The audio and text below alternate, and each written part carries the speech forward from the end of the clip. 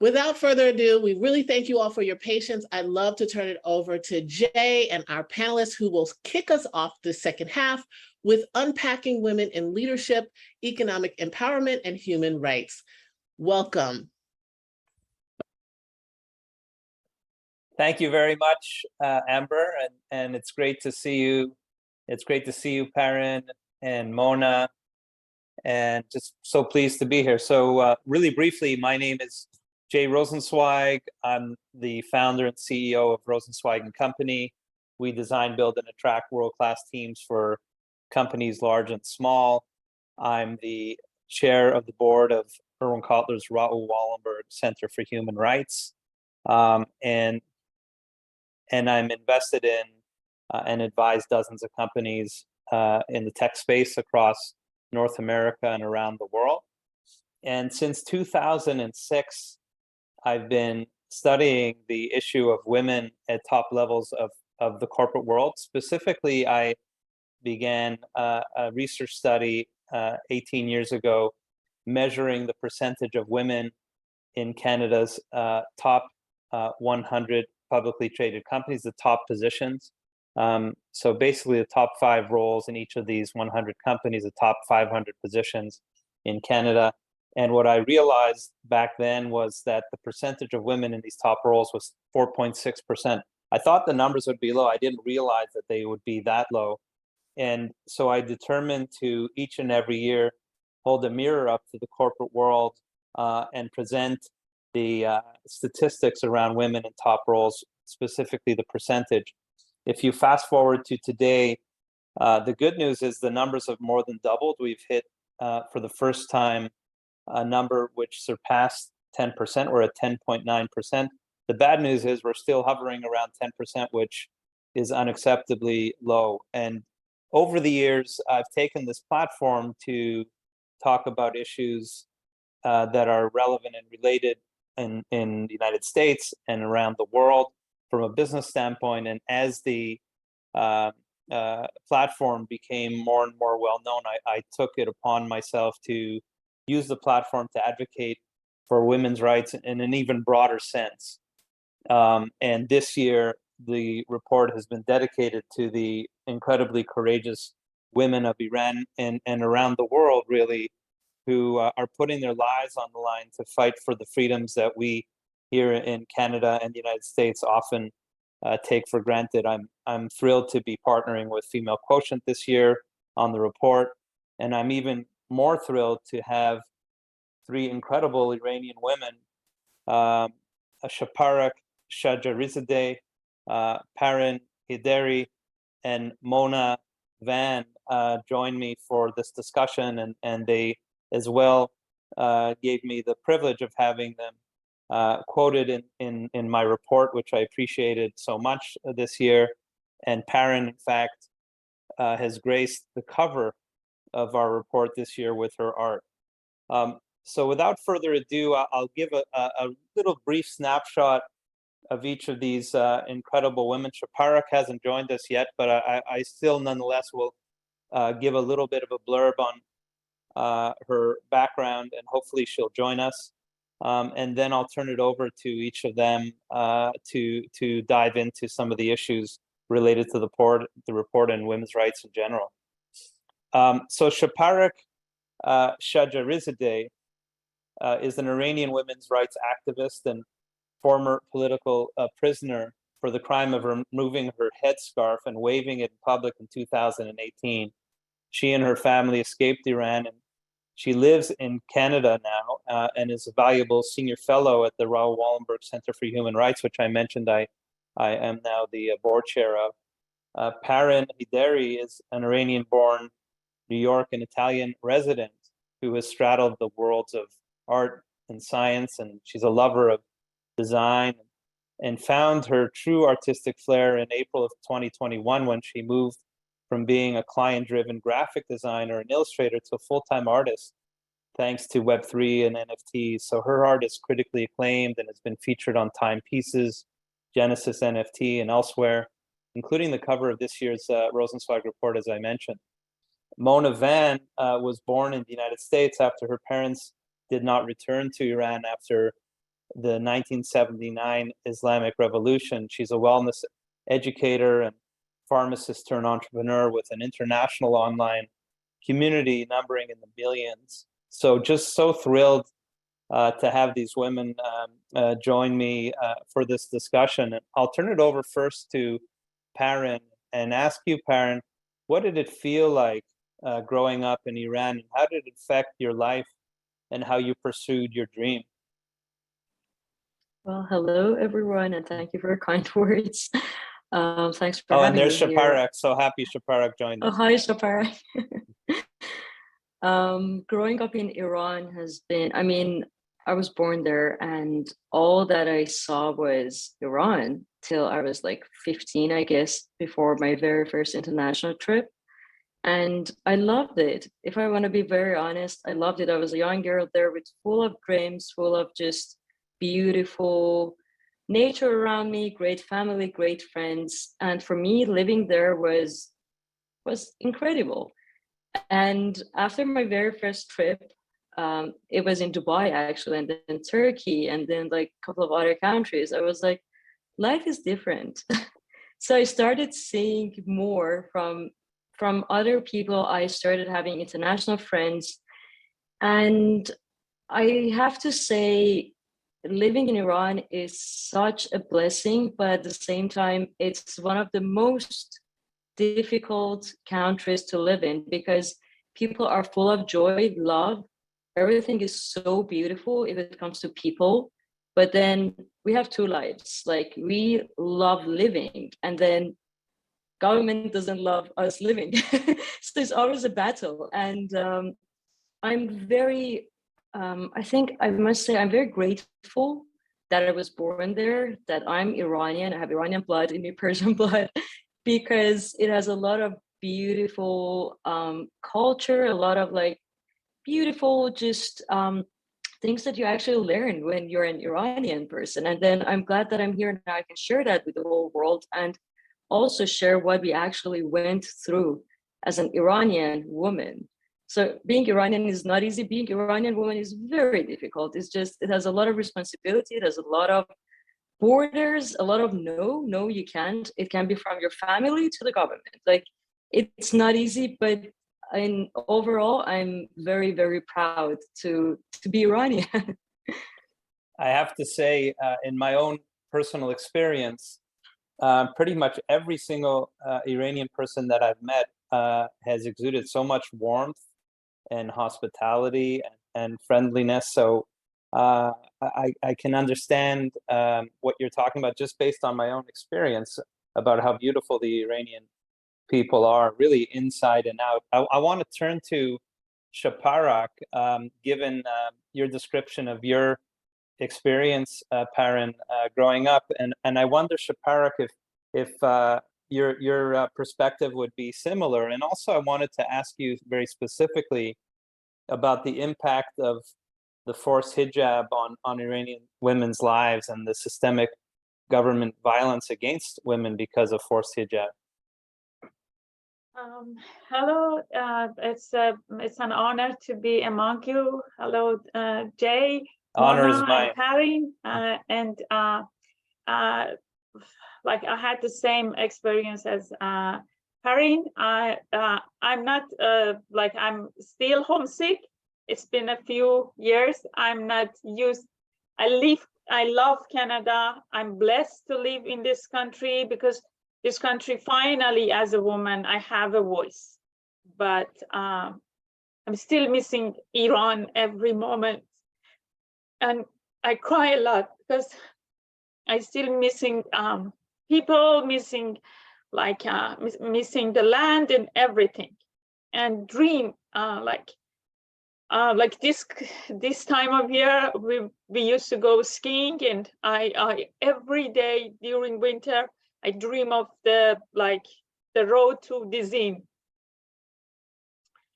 But as yes, but yes, Iranian people. First of all, before I left Iran, whenever I had a chance to talk to a reporter, I used to tell them, believe me, This is not what you see in the world about the image of Iran and the Iranian people. We live like you. Iranian women are educated. We have a modern life, and we're not like the government. There are two different things: Iran and Iranian, and also the Islamic regime. And there's nothing that can connect us, and we are living, as Parin said, we are living in two different lives. We always have to lie. We always have to pretend to be someone else because of the government, because they ask us to do. And believe me, when they arrested me, the second time I got arrested, they sent me to see the deputy of, like, he was the second prosecutor of Tehran, and he told me, go abroad when you go like out of Iran in your trips, like be naked, do whatever you want, but not in Iran. When you are here, you need to wear hijab, but when you go abroad, just you can be naked. It doesn't have to do anything with us. But hijab is not just wearing scarf and covering your face. Hijab for Iranian women is the symbol of suppression, is the symbol of systematic violence. I didn't want to have fear all the time. I didn't want to be scared when I'm out, because anybody, not just the government, not just the morality police, who are so brutal, apart from them, there are the leaders, followers, and fundamentalists. They can do anything they want with women, and that's scary. We always had have the fear, like the shadow of fear on our shoulder, and that's what I didn't like it about the hijab. The facing violence every day, and apart from that, because of hijab, there were many women, including me, that we couldn't be involved in society as much as we wanted, because we couldn't wear their ideal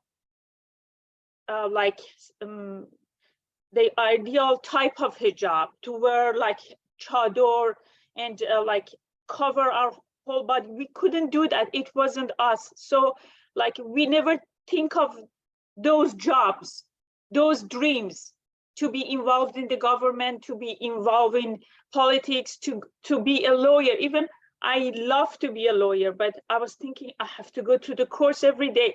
I'm not that person. I cannot do that. So there are many, many women, millions of women, who cannot have the roles they can have in society because of this kind of hijab. It's just right. Women with chador who get to like go to those places, and so it's. Well, we're extremely lucky as Canadians to have you in our country, and we'll do everything we can, although it's not home, to make you feel at home. And what I could tell you is your dream of being a lawyer in a way has been fulfilled by playing the role of fellow at our Raoul Wallenberg Center for Human Rights. In many ways, you're doing much more for society than 90% of the lawyers out there. And I speak as a lawyer when I say that. So you're deeply, deeply appreciated, Shaparak. And I want to let you know that we all recognize that. I want to turn over to Mona. Mona, you have personal ties to Iran as well. I'm going to ask you maybe two questions in one. So the first question is, how has that impacted your family on a personal level? And secondly, from your point of view, how have you been advocating for Iranian women using your platform, and maybe even talk about some of the pressures you have, perhaps from the Iranian community, balancing as well the fact of your main platform and main business, and also taking care of community, which I know is so important to you.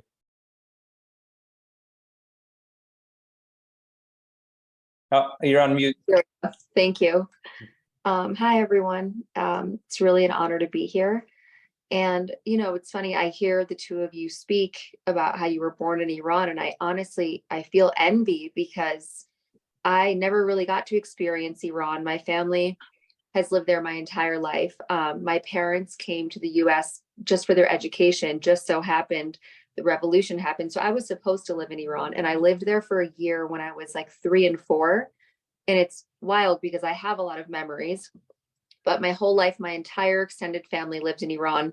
And this was before FaceTime, before internet. So we were never able to speak. You know, I spoke to them maybe twice a year.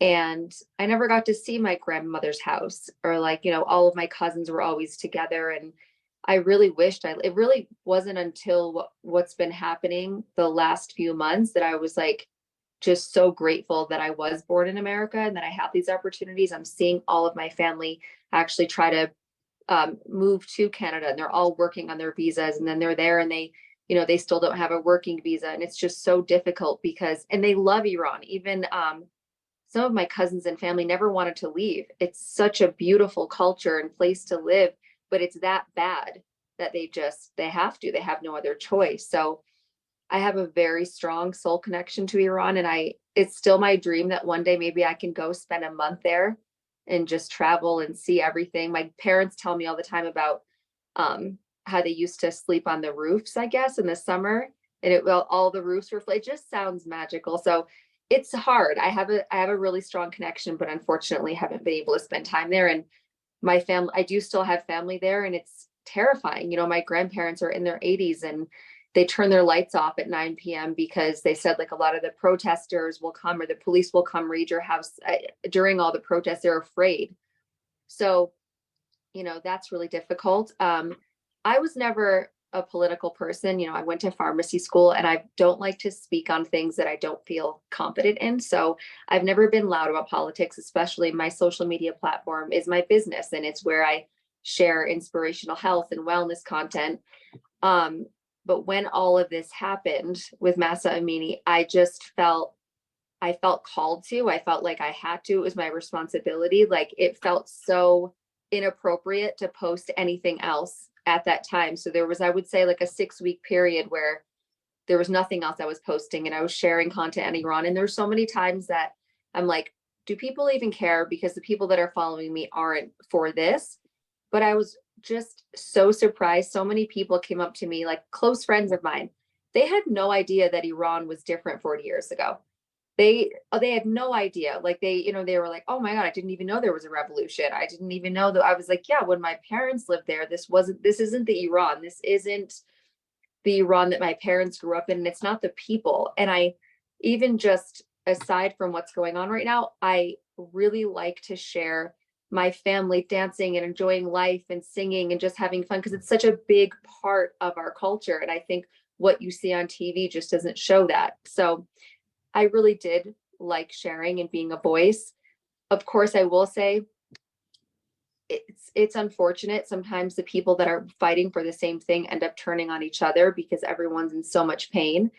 And, you know, I think there was one time where I posted something that wasn't Iran related, and I didn't know what was happening. There was something that had just happened in the news, and I was traveling abroad, and I just got so attacked, like, unfollow, I can't believe you would, like, you're so shameful. And it's like, you know, I think that if we all work together, it would definitely make it more, you know, more impactful. But I do know that everyone has a voice, and sharing really does make a difference. And even just bringing Iran to people's awareness. I always said, I feel like Iran's kind of been like the forgotten country. Like, you go places and it's never on the list. There's never Farsi. It's like Arabic, but Farsi is always forgotten. So even when I see it anywhere, it's just, I get excited, and it's sad. So I hope to bring more awareness.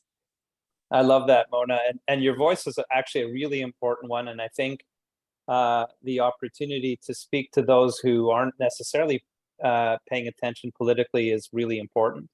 As well as your skills in communicating really, really effectively and very simply on social media are extremely valuable in this kind of scenario. So we thank you for that. I wanted to turn over to Shaparak once again. You had mentioned via text something really interesting to me, which I didn't even think of, and that is the significance of March 8th, International Women's Day, to someone who actually grew up in Iran, who lived through 1979, post 1979. Tell me a little bit, if you can, about your own point of view and perspective on what March 8th means to you.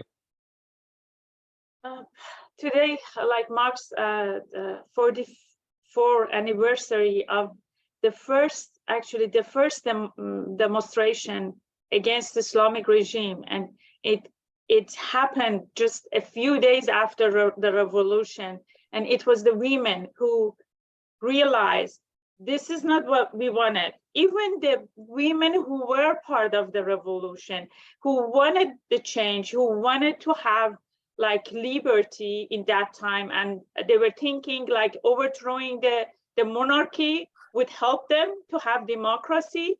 They realized after a few weeks, like less than a month, this is not what we wanted. And it happened when the first thing that the Islamic regime did was to change the laws related to the family matters, which meant women's rights. They changed those rights. And after that, Khomeini talked about women have to wear hijab. So thousands and thousands of women came to the streets and demonstrated. They were brutally suppressed by the Islamic regimes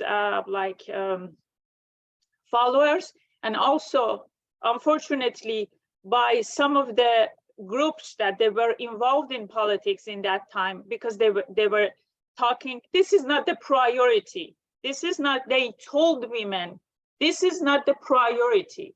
So and it was the end of March 8th in Iran. After that, like years after years, I was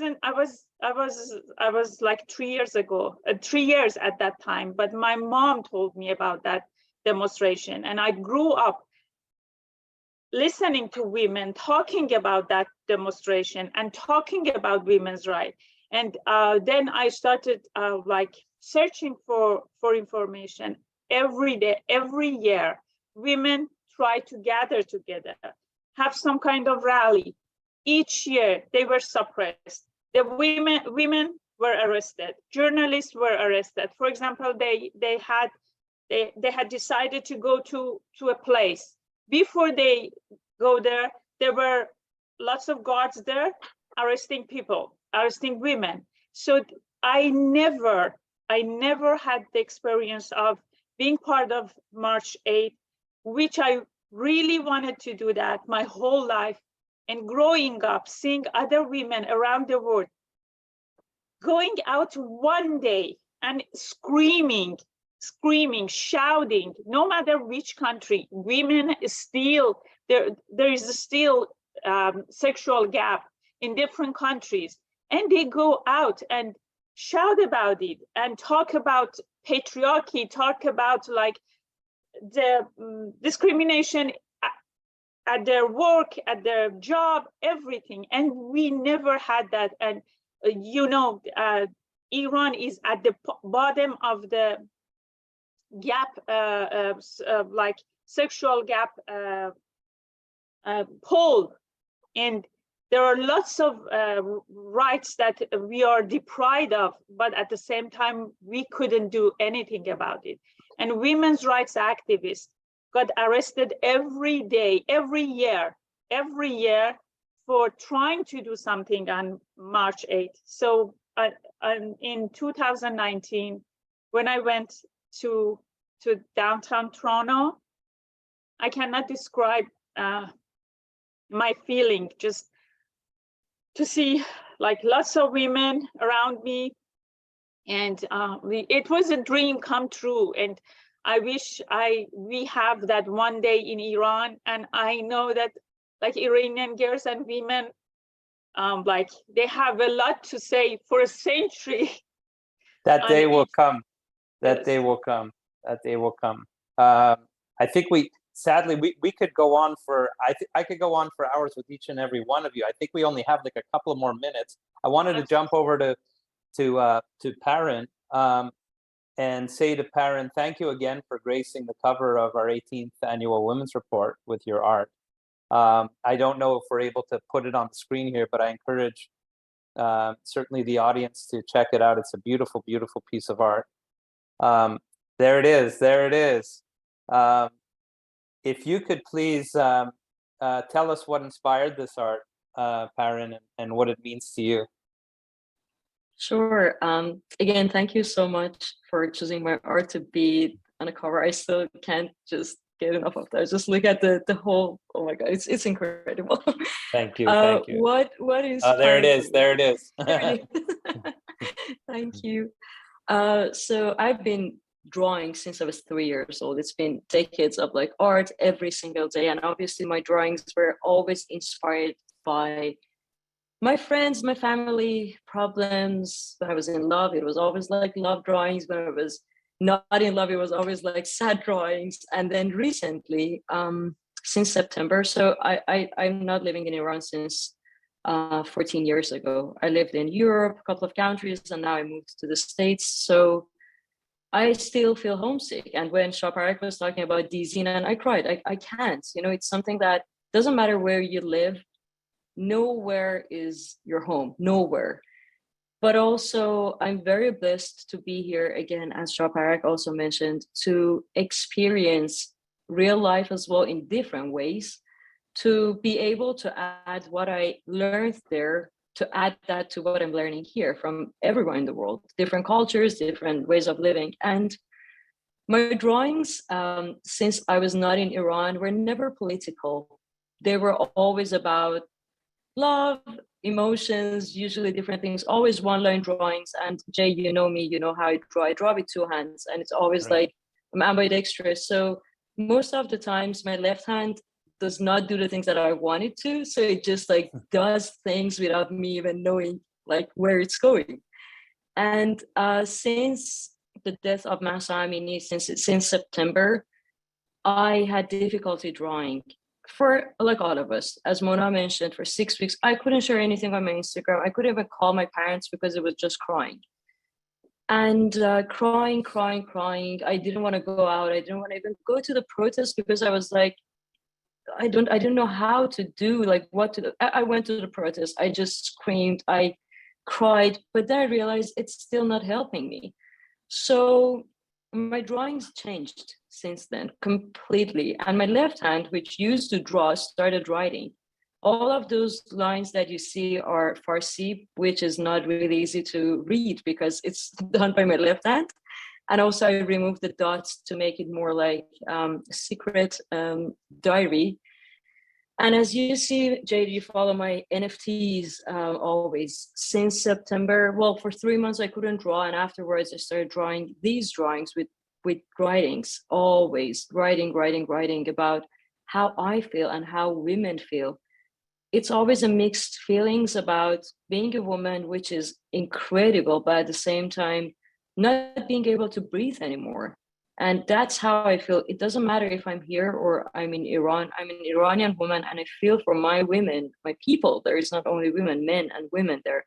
And I feel like they cannot breathe. They can't, literally they can't, because of what has been happening in the schools recently as well, the gas, chemical attacks, all of that. And then it's all like the thoughts, which are all those lines that you see, surrounded by